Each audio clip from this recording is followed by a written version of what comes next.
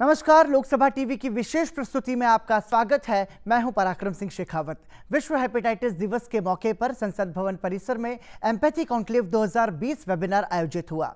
Institute of liver and biliary sciences और airport authority of India के संयुक्त तत्वावधान में आयोजित इस वेबिनार में लोकसभा अध्यक्ष ओम बिरला, केंद्रीय स्वास्थ्य एवं परिवार कल्याण मंत्री डॉक्टर हर्षवर्धन और केंद्रीय मंत्री रविशंकर प्रसाद ने शिरकत की।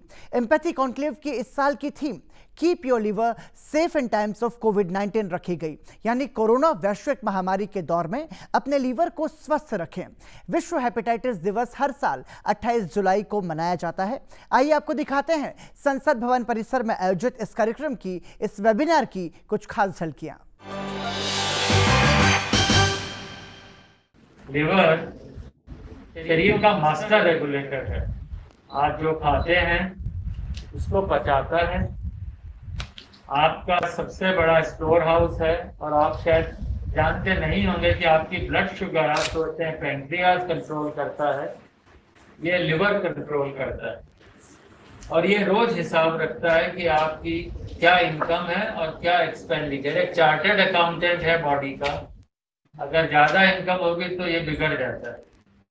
तो इसलिए हमें इसको संभाल के और सेफ रखना है। अगर इसमें सोजिश हो जाए तो आइटिस कहते हैं, जैसा गला खराब हो टॉन्सिलाइटिस है, उसी तरीके से अगर लिवर में स्वेलिंग हो तो उसे हेपेटाइटिस कहते हैं।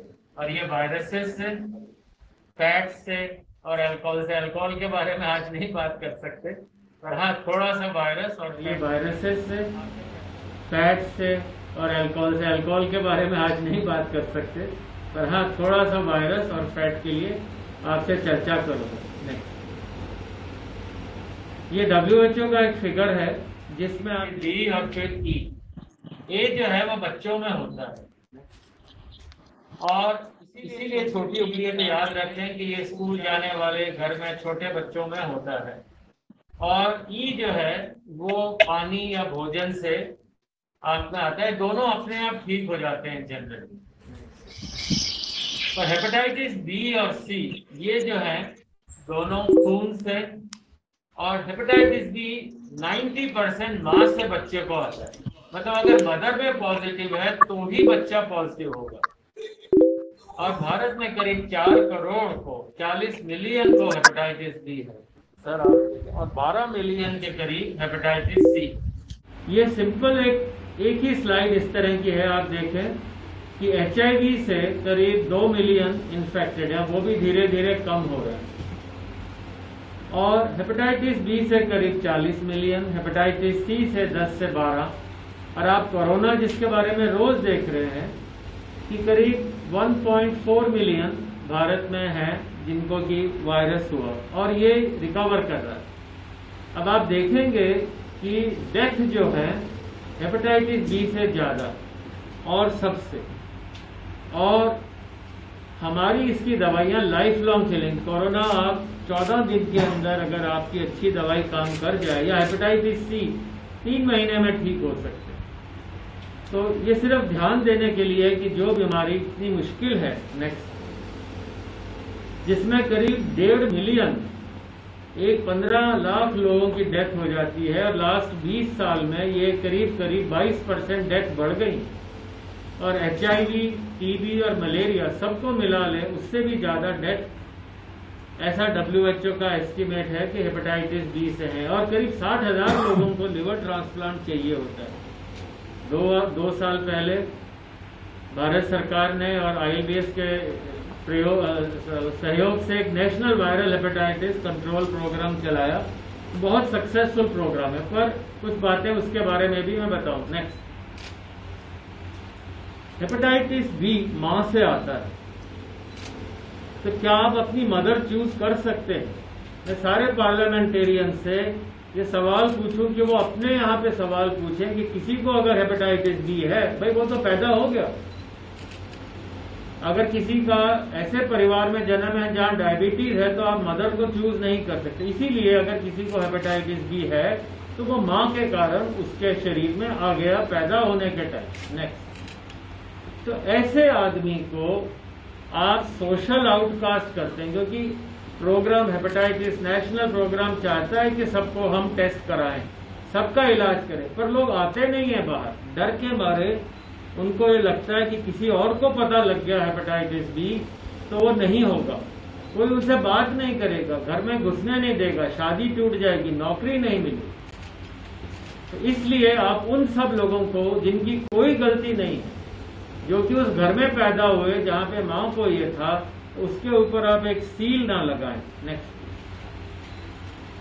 और मैं उम्मीद कर रहा हूं कि हमारे कानून मंत्री जो पिछली बार इतनी जोरों से बोले थे, एम्पैथी वर्ड का मायना बताया था रविशंकर जी ने, उनसे एक बार फिर दरख्वास्त है, और through the speaker and our honourable health minister, there is no right way to do a wrong thing. The wrong thing is to consider them as outcasts, not to give them their rights. So my humble request and my fight and our fight together is enact a new law, give them equality for hepatitis patients like anybody else. Next. और इसी उम्मीद के साथ empathy means empowering people against hepatitis, ये लोगों का एक mission है। हम उन सारे 50 मिलियन लोगों को, 5 करोड़ लोगों की आवाज बन के आपके पास आए हैं, आप ही के क्षेत्र से, आप ही मेंबर्स ऑफ पार्लियामेंट के क्षेत्र से उन लोगों की आवाज आप ही तक पहुंचा रहे हैं, to empower them against discrimination, stigmatisation. Next. ILBS ने एक छोटा सा प्रयास किया, छोटा सा अस्पताल है, हमने 123 मेडिकल कॉलेजेस के डॉक्टर्स को ट्रेन किया, करीब 1100, 6000 नर्सों, 30 पब्लिक एंटरप्राइजेस, और 2 स्टेट्स में शपथ दिलाई कि हाँ हम ऐसा काम नहीं होने। पर ये तो एक ड्रॉप है, एक समुद्र में बूंद की तरह है। और आज ये जो मौका मिला है, सौभाग्य से स्पीकर साहब के और पार्लियामेंटेरियंस के, ये एक सौभाग्य है कि आप हम लोगों की, उन पेशेंट्स की आवाज हम लोगों के थ्रू सुन सकें। नेक्स्ट। दोबारा वाई लिवर। Next please. सब लोग चाहते हैं, और भारत में आयुर्वेदा में, और ये तो लिखा हुआ है पुराने शास्त्रों में कि भाई शतायु भव, 100 साल जीना चाहिए और हेल्दी होकर जीना चाहिए, कान भी चले, नाक भी चले, आंख भी देखे, सांस भी चले। तो शतायु कैसे हो? मुझे उम्मीद है कि सब लोग 100 साल जीना चाहते हैं और हेल्दी रह के, और उसका एक ही तरीका है मेरे विचार से, हो सकता है मैं थोड़ा गलत हूँ, लिवर में अगर फैट है और 5% से ज़्यादा है तो वो अच्छा नहीं। और भारत में 1 में से 5 व्यक्ति को 20%, और अमेरिका में 1 में से 1/3 में, मतलब 1/3, 1/3 ऑफ अमेरिका में फैटी लिवर। हम कहते हैं डायबिटीज कैपिटल है भारत, और उससे पहले लिवर में फैट आती है तो ही डायबिटीज होती है। नेक्स्ट। तो अगर लिवर में फैट है, वो 15 साल पहले आपको बता देगी कि डायबिटीज होगा, या आपको हाइपरटेंशन या ब्लड प्रेशर डायबिटीज के साथ में होगा। नेक्स्ट। तो मेरे विचार से, और ये बिल्कुल अभी की 2020 की साइंस कहती है कि लिवर में अगर फैट है, और एक लिवर का एंजाइम है 10 रुपए में होता है SGPT या ALT, अगर वो हाई है, 30 से ऊपर है, तो आपका रिस्क है डायबिटीज का, हाई कोलेस्ट्रॉल का, BP होने का, दिमाग में नस फटने का, हार्ट डिजीज का, किडनी का, गॉल ब्लैडर में, और सारे कैंसर। पर मैं डॉक्टर हर्षवर्धन साहब से रिक्वेस्ट करूंगा कि ये नॉन कम्युनिकेबल डिजीज में और सब हैं, पर लिवर डिजीज नहीं है, और यही मुझे लगता है एक आपके सहयोग से हो जाए। सारे दुनिया में प्रयास हैं, पर अगर ये कोर को माना जाए और इसी को बचा लें तो बाकी डिजीज NCD में कम हो जाएगी। कोरोना वायरस डिजीज, ये वायरस नहीं है, वायरस है SARS-CoV-2। इसलिए बता रहा हूँ कि हम कहते हैं मुझे कोविड हो गया, कोविड मतलब डिजीज हो गई, डिजीज नहीं हुई, सिर्फ इन्फेक्शन हुआ। तो corona virus disease is different than getting infected. जैसे नेक्स्ट, किसी को HIV हो गया पर बीमारी नहीं हुई, एड्स नहीं हुआ, सिर्फ HIV का इन्फेक्शन हुआ। तो ये दोनों चीज़ें अगर हम लोग ध्यान रखें। Next please. और क्यों आज का ये टॉपिक इम्पॉर्टेंट है?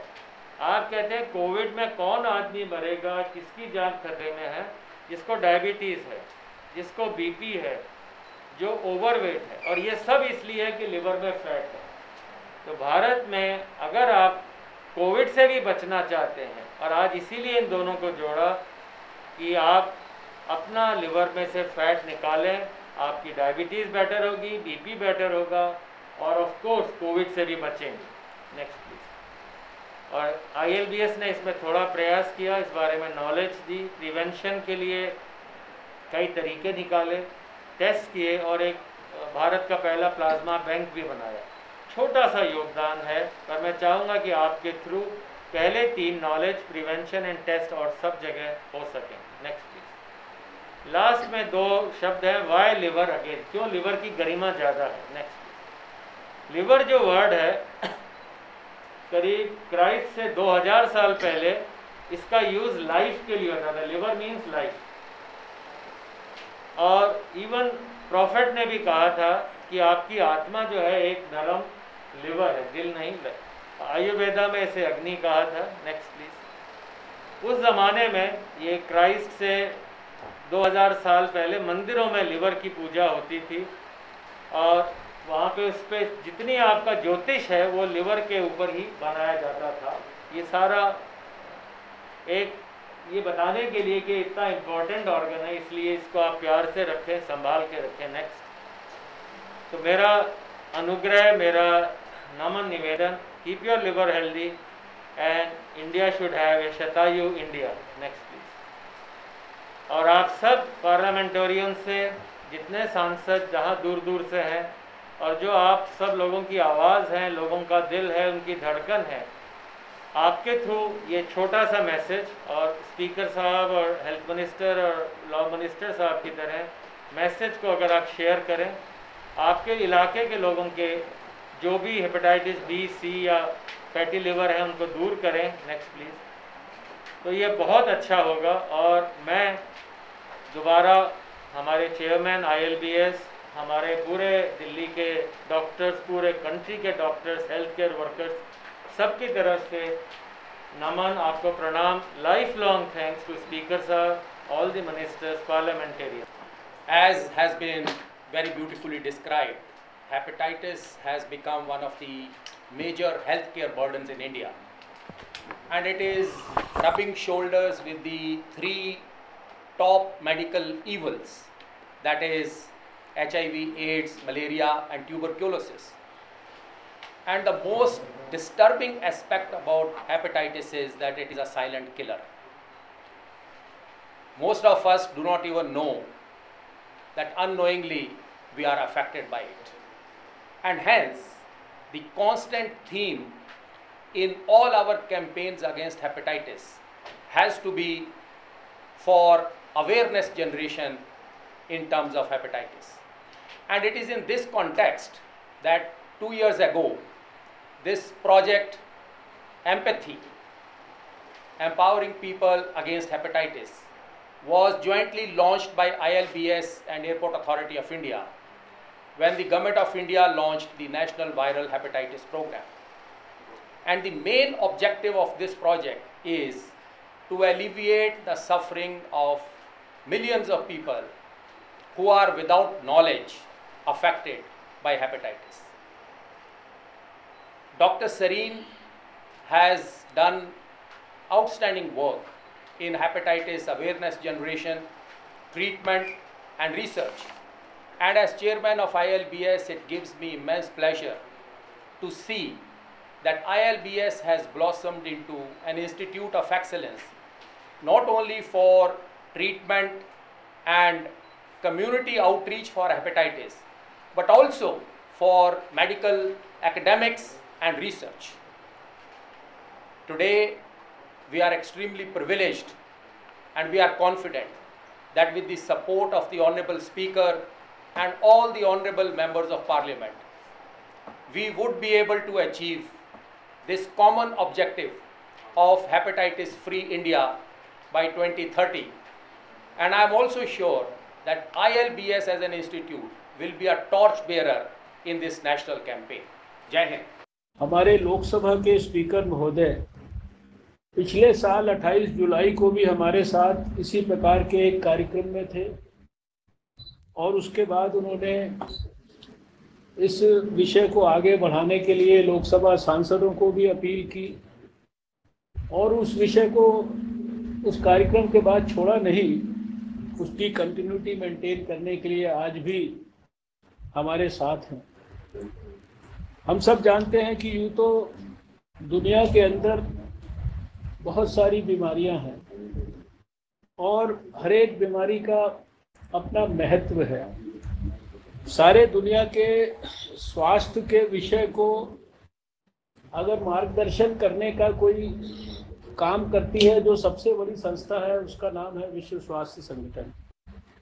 विश्व स्वास्थ्य संगठन यूँ तो दुनिया की हर बीमारी पर काम करता है, लेकिन साल में उसने 8 दिन केवल ऐसे निर्धारित किए हैं जो कि वर्ल्ड हेल्थ असेंबली में दुनिया भर के सभी स्वास्थ्य मंत्रियों की उपस्थिति में तय हुए हैं, जिन दिनों पर सारे संसार का ध्यान स्वास्थ्य से जुड़े उस विषय पर आकृष्ट किया जाता है।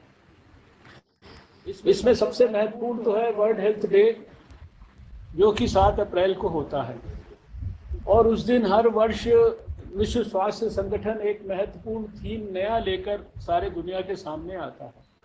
एड्स की बीमारी है, ट्यूबरक्लोसिस की बीमारी है, मलेरिया की बीमारी है, टोबैको के कारण, तंबाकू के कारण जो दुनिया के लोगों को तकलीफ होती है वह विषय है। दुनिया के हर बच्चे को जो टीका है बीमारी से बचाने वाला, जिसको हम वैक्सीन प्रिवेंटेबल डिजीजेस कहते हैं, वो टीका मिले, उसके लिए एक इम्यूनाइजेशन वीक है। और इसी तरीके से एक ब्लड डोनेशन डे पर एक उन्होंने दिन निर्धारित किया है, क्योंकि उसका कितना बड़ा महत्व है। लेकिन सबसे अंत में कुछ ही साल पहले उन्होंने एक दिन और इसमें जो ऐड किया, जो कि 8वां दिन है, वो आज का दिन है 28 जुलाई का, जिसको कि वर्ल्ड हेपेटाइटिस डे कहते हैं। और ये शायद प्रासंगिक भी इसलिए है, अभी डॉक्टर शरीफ से भी हमने सुना कि केवल हम अपने देश की ही चर्चा कर रहे हैं, दुनिया तो बहुत बड़ी है।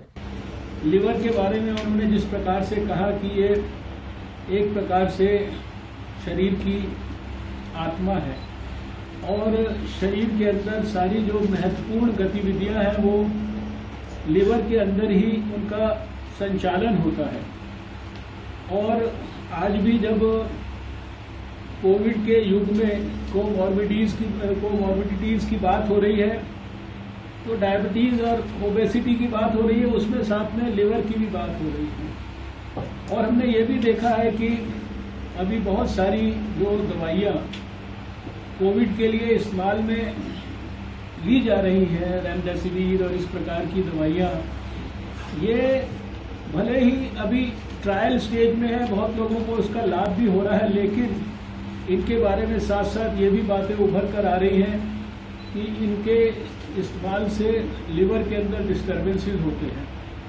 और इसलिए जिनका लिवर ठीक है आज के युग में, उनको वो डिस्टर्बेंसेस को भी वो टॉलरेट कर पा रहे हैं। लेकिन जिनका लिवर पहले से मान लीजिए किसी भी कारण से खराब है, उसको कोई तकलीफ है, वो चाहे हेपेटाइटिस बी के कारण हो, वो चाहे हेपेटाइटिस सी के कारण हो, या इन दोनों वायरसेस के होने के कारण जो लिवर में सिरोसिस जैसी बीमारियां होती हैं, कैंसर जैसी बीमारियां होती हैं, लिवर की जो सारी क्षमता है, वो डाइजेशन के बारे में हो, उसके एंजाइम्स के बारे में हो, डायबिटीज़ को कंट्रोल करने के बारे में हो, और दूसरे जितने विषयों पर यहाँ संज्ञान दिलाया गया है, तो वो सारी की सारी चीज़ें अगर कॉम्प्रोमाइज़ होती है, तो मैं समझता हूँ कि लिवर का महत्व जो है बहुत अच्छे तरीके से आज खैर कोविड के युग में भी बहुत प्रासंगिक हो गया है। इतना बड़ा तूफान सारे दुनिया के अंदर कोविड का आया है, सारी दुनिया प्रभावित हुई है, लेकिन अभी हमारे भारत में अभी भी 14-15 मिलियन केसेस के आसपास है, जिसमें से अब हम 1.45 मिलियन के आसपास है, जिसमें से 1 मिलियन के करीब हम ठीक होने की स्थिति में आ रहे हैं। और उसके मुकाबले आज जो हेपेटाइटिस बी के मरीज भारत में है उसकी संख्या देखें तो वो कितनी 40 गुना ज़्यादा है। और उसके कारण तकलीफ कितनी होती है, किस प्रकार से माँ जो है वो अनजाने में अपने बच्चे को दे सकती है, बच्चा ज़िंदगी भर कैरी करता है। लेकिन ये भी है कि अगर उसको सही समय पे डायग्नोज कर लिया जाए, उसकी जानकारी लोगों को दे दी जाए, उसके प्रिवेंशन के लिए जितनी बातें हैं उनके लिए लोगों को ठीक से बताया जाए, क्योंकि प्रिवेंशन भी कोई बहुत बड़ी रॉकेट साइंस नहीं है। अगर जानकारी हमको है कि ये ब्लड के माध्यम से होगा या ये सेक्सुअल ट्रांसमिशन के माध्यम से होगा या ये सिरिंजेस के माध्यम से हो सकता है, या हमें किस प्रकार से जो है पानी के साफ पानी इत्यादि इस्तेमाल करने, क्योंकि जो बताया कुछ ऐसे हेपेटाइटिस ई वगैरह है जो ठीक हो जाते हैं। ए के बारे में कहा, ये भी अच्छी बात है। तो आज का जो समय है ज़्यादा लंबा मैं कुछ नहीं कहना चाहता। मैं भारत सरकार ने भी, हम जानते हैं कि इसके हेपेटाइटिस के प्रिवेंशन के लिए, कंट्रोल के लिए इसको अपनी प्राथमिकताओं में रखा है और सारे देश में नेशनल हेल्थ मिशन के थ्रू इसके प्रिवेंशन के लिए नीचे के स्तर तक इसके लिए सब प्रकार की जो सुविधाएं हैं उसको उपलब्ध कराने के लिए प्रयास हो रहे हैं। जो देश में 1.5 lakh health and wellness centres बनाए जा रहे हैं, वहाँ पर भी प्रिवेंशन के ऊपर बहुत बड़ा फोकस है। Promotion of healthy life styles के ऊपर बहुत बड़ा फोकस है। पॉजिटिव लाइफ एटीट्यूड्स के बारे में बहुत फोकस है। कुछ बीमारियों की तो रूटीन में वहाँ पर स्क्रीनिंग इत्यादि होती है। मैं समझता हूँ कि आने वाले समय में जिस प्रकार का प्रधानमंत्री नरेंद्र मोदी जी का सोच है, उनका हेल्थ के प्रति बहुत बड़ा कमिटमेंट है। अभी हमने देखा कि कोविड के लिए जिस दिन कोविड ने थोड़ा सा भी यहाँ पर पाँव पसारने शुरू किए तो उन्होंने उसी दिन 15,000 करोड़ का हेल्थ का एक पैकेज जो है उसकी घोषित की। अभी पिछले समय के अंदर हम लोगों ने फाइनेंस कमीशन के चीफ एन.के. सिंह जी से कई मीटिंगें की। उन्होंने भी हेल्थ के बारे में अपना जो कमिटमेंट है उसको दर्शाया और उन्होंने कहा कि पहली बार फाइनेंस कमीशन की रिपोर्ट में हेल्थ के फाइनेंसिंग के ऊपर वो एक स्पेशल चैप्टर इसके लिए इंक्लूड करने वाले थे। तो भारत की सरकार का, और जब भारत की सरकार के साथ साथ हमारे माननीय लोकसभा स्पीकर ने इस विषय को अपने हाथ में ले लिया है, तो इसका मतलब कि उनके माध्यम से, उनके एक संदेश से सारे लोकसभा के 550 सदस्यों के माध्यम से विषय सीधा 135 करोड़ लोगों तक जाने की क्षमता और योग्यता विकसित होती है। तो मैं आज डॉक्टर सरीन को बहुत बधाई देता हूँ। डॉक्टर सरीन को मैं लगभग पिछले 27 साल से जानता हूँ। जब मैं दिल्ली में पहली बार स्वास्थ्य मंत्री बना था, आप उस समय जीबी पंत अस्पताल में प्रोफेसर थे और उसी समय से इनके दिमाग में एक प्रकार का शब्द का प्रयोग गलत कर रहा हूँ लेकिन डिस्क्रिप्शन उसका सही है। एक तरह से ये ILBS को क्रिएट करने का, कोई लिवर का डेडिकेटेड इंस्टीट्यूट करने का एकदम जज्बा भी था और फितूर भी था। उस समय हम सोचते थे कि शायद ये फितूर है, लेकिन ये जज्बा था और हम लोगों ने उस समय भी, उस 5 साल में भी इसकी फाउंडेशन खड़ी करने के लिए जो सपोर्ट सिस्टम्स थे वो सारे क्रिएट किए। और आज जैसा अभी विजय देव जी ने कहा कि ये ILBS एक स्टेट ऑफ द आर्ट जो है, एक एक्सीलेंस वाला एक इंस्टीट्यूट के रूप में विकसित हुआ है। हमको अगर कोई फ़ोन आता है तो ये ज़रूर आता है कि डॉक्टर सरीन साहब से अपॉइंटमेंट फिक्स करा दीजिए, उनके साथ समय ले लीजिए। बाकी हमको कोई जो है ILBS से रिलेटेड जो है कोई फ़ोन उस तरह से नहीं आता, लेकिन उनके साथ समय तय करा दीजिए। तो उन्होंने एक ये अपना स्टेचर वगैरह अपने काम के कारण बनाया है और जैसा उन्होंने पहले ही लाइन में कहा कि उनका अपना निजी स्वार्थ नहीं है, एक जज्बे के नाते वो हेपेटाइटिस के लिए काम कर रहे हैं और इसी के कारण ये एयरपोर्ट अथॉरिटी भी जुड़ी है। सरकार, दिल्ली सरकार, भारत सरकार, हम लोग सब इस काम में उनके साथ हैं। इधर कोविड में प्लाज्मा के संदर्भ में भी उन्होंने अच्छा काम किया है। प्लाज्मा का बैंक भी वहाँ पर विकसित हुआ है और उसके कारण और भी जगह पर ये एक मूवमेंट की तरह से विकसित हो रहा है। हम लोगों ने तो उनको प्लाज्मा वॉरियर्स का नाम दिया है। अभी पिछले दिनों पुलिस के बहुत सारे लोगों के साथ ऑल इंडिया इंस्टीट्यूट में प्लाज्मा डोनेशन हुआ, वो भी एक आंदोलन के रूप में विकसित हो रहा है। तो मैं इस समय आज के इस अवसर पर सभी संबंधित लोगों को और विशेषकर जो पार्लियामेंट के मेंबर जुड़े हैं आज, उनको बहुत बहुत जो है धन्यवाद करता हूँ, बधाई देता हूँ। और जो हमारे लोकसभा के माननीय स्पीकर महोदय आज संदेश देंगे, उसको घर घर तक हम सब लेकर जाएंगे। इस बात का मैं आपको सबको विश्वास दिलाता हूँ और एक बार पुनः स्पीकर महोदय का अभिनंदन। आज देश में अपनी इम्यूनिटी बढ़ाई जाए, हम स्वस्थ रहें, काढ़ा पिए, गिलोय का सेवन करें या आपके बाकी आंवला का जूस पिए या बाकी चीजों को संभावना जो चल रही, ये देश में हेल्थ केयर के प्रति एक नई जागरूकता आई।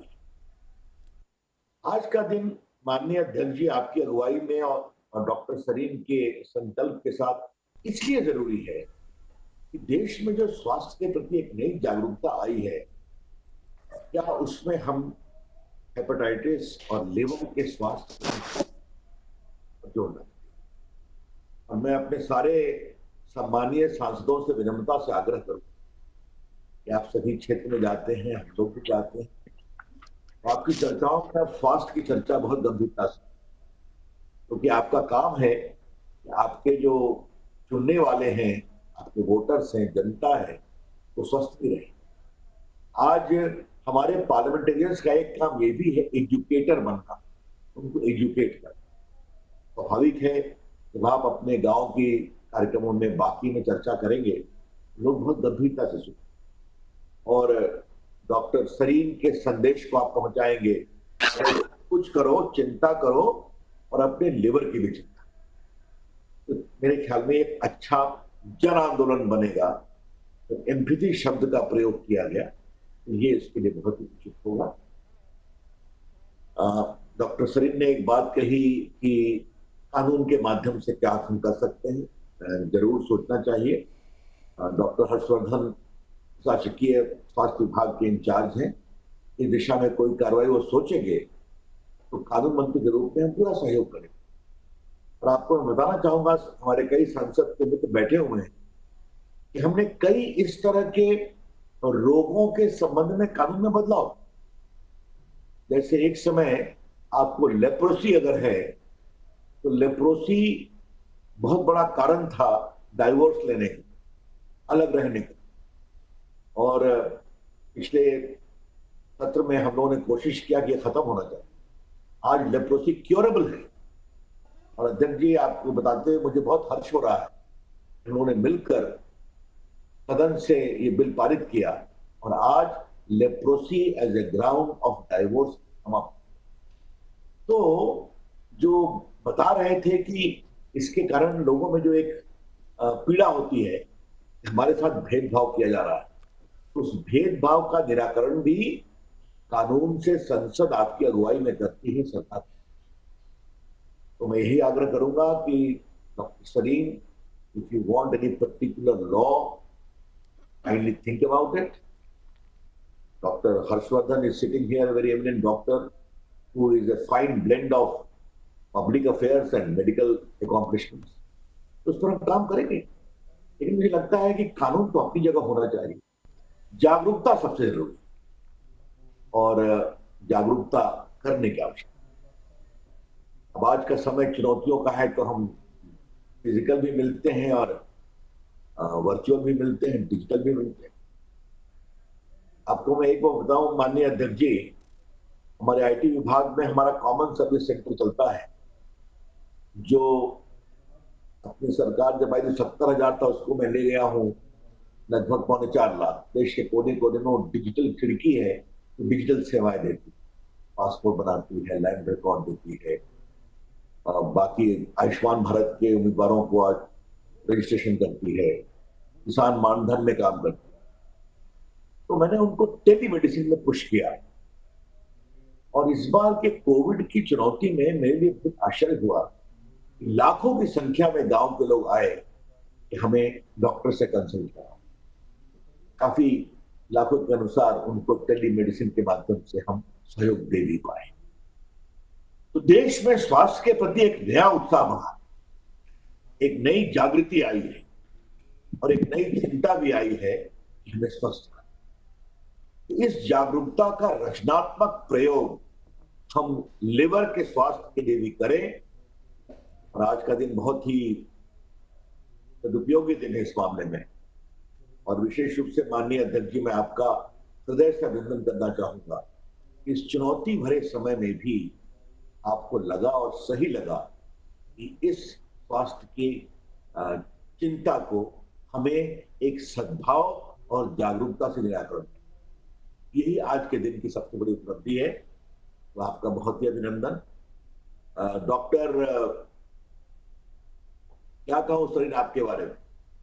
अध्यक्ष जी, मैं आपसे एक बात जरूर कहूं कि सरीन साहब के जज्बे के बारे में बताया डॉक्टर हर्षवर्धन जी ने।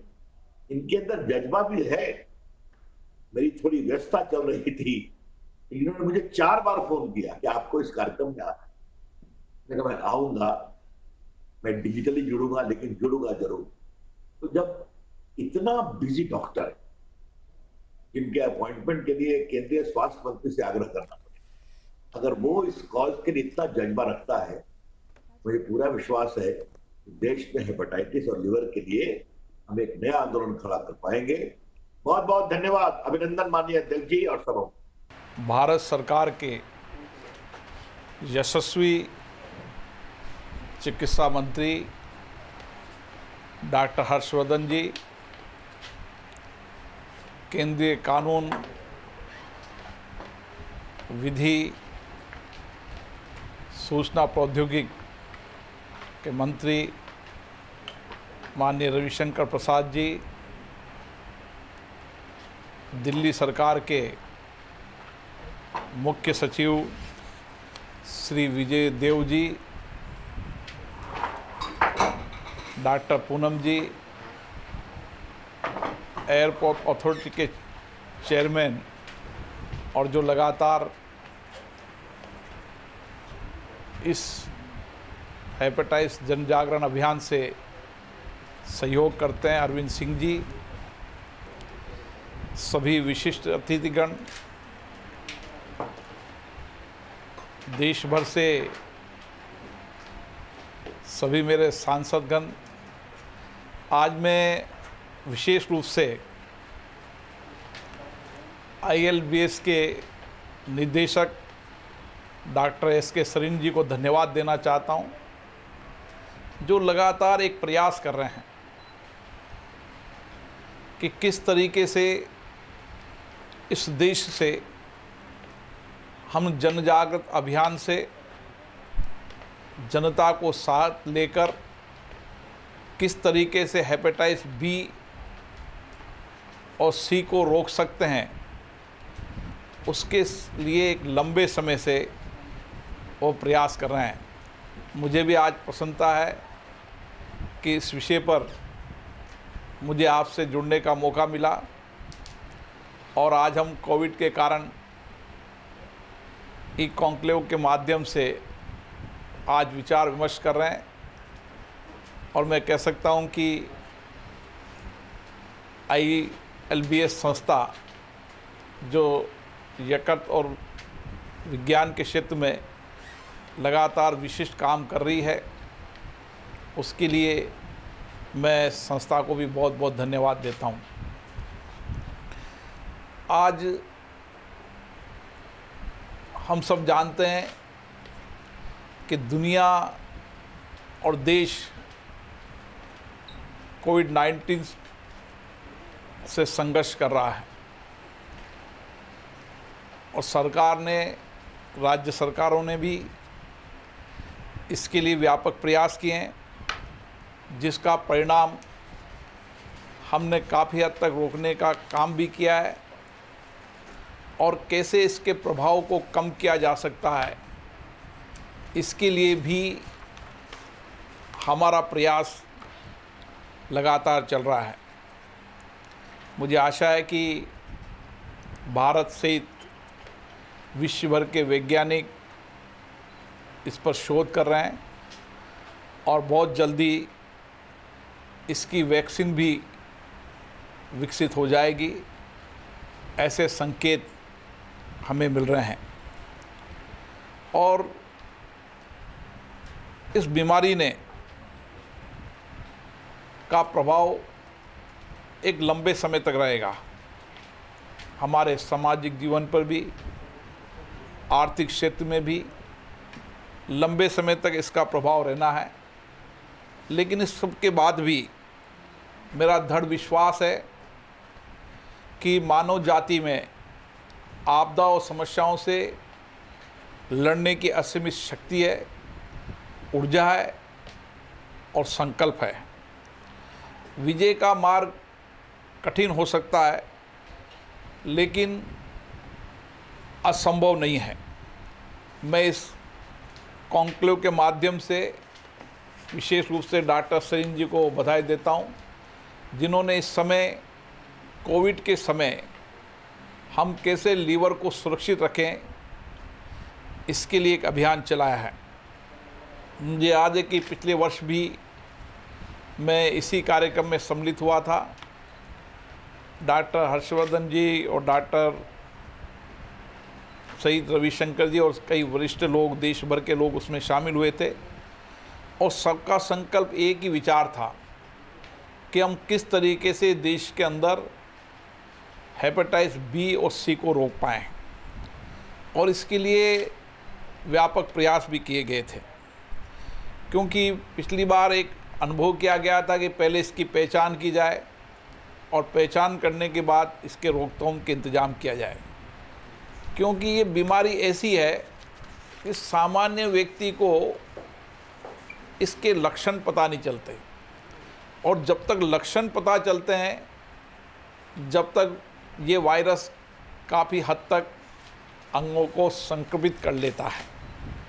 इसलिए इसका व्यापक प्रयास जब भी होगा जब हम जन जागरण से समाज के सभी तबकों तक पहुँचें, और इसके लिए हम सब माननीय सांसदों, विधायकों, जनप्रतिनिधियों की विशेष रूप से जिम्मेदारी है कि हम जनता का नेतृत्व करते हैं। समाज ने हमें चुनकर भेजा है, हम किस तरीके से हमारी जनता को स्वस्थ रख सकें, ये जिम्मेदारी हमारी है। और आज इसीलिए मैं सभी माननीय जनप्रतिनिधियों को आग्रह करना चाहता हूं कि हम सबको इसको जन आंदोलन बनाने की आवश्यकता है। हम सब लोग सामूहिक प्रयास करें कि इस देश से हेपेटाइटिस बी और सी को समाप्त करें, क्योंकि WHO ने भी ये अभियान चलाया है और अन्य संस्थाओं के साथ साथ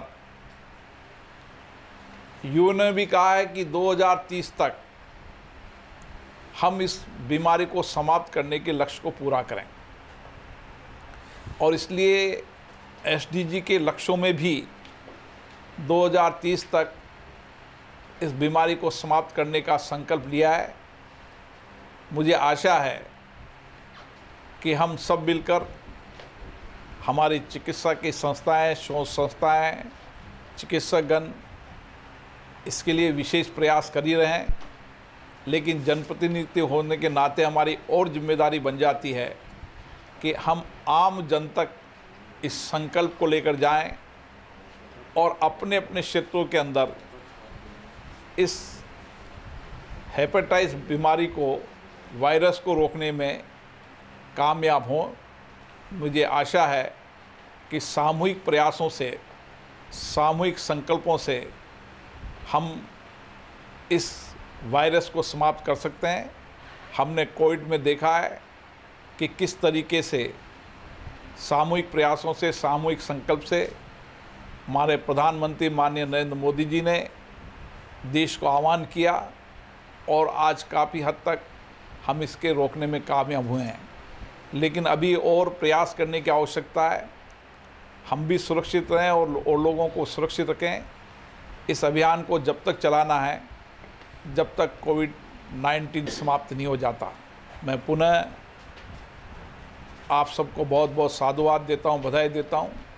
विशेष रूप से डॉक्टर S.K. सरीन जी को, जो लगातार इसके लिए प्रयास कर रहे हैं, संकल्पित हैं। और एक सपना देख रहे हैं। एक डॉक्टर इसी हेपेटाइटिस बी और सी के डॉक्टर हैं, लीवर के डॉक्टर हैं, लेकिन इनका प्रयास है कि किस तरीके से पेशेंट कमाए।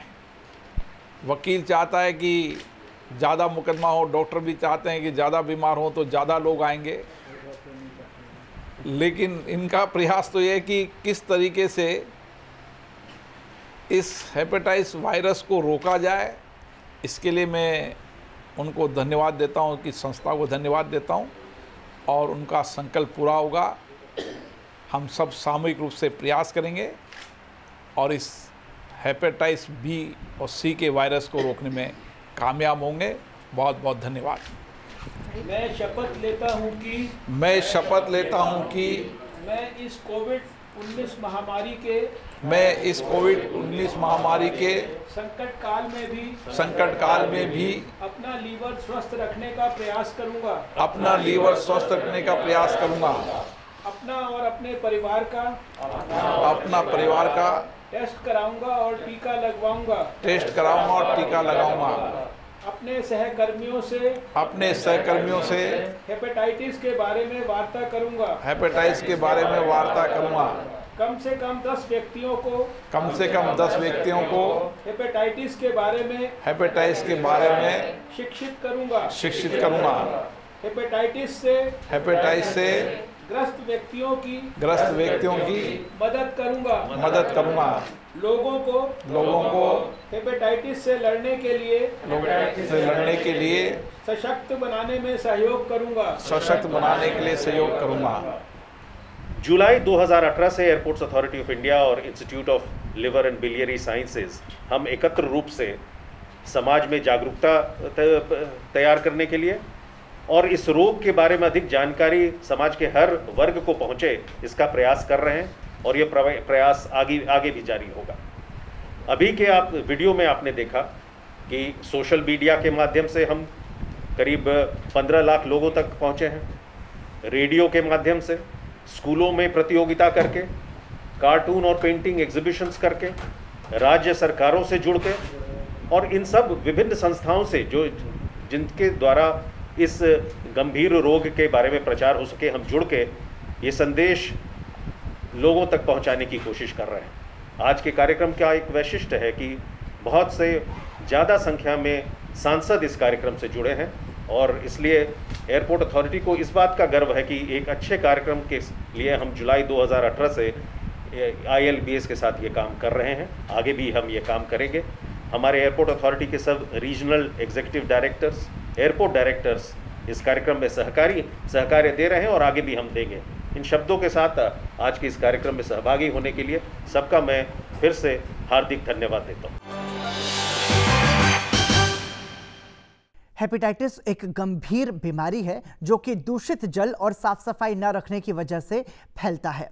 इस संक्रमण की वजह से पीड़ित व्यक्ति की मौत तक हो जाती है।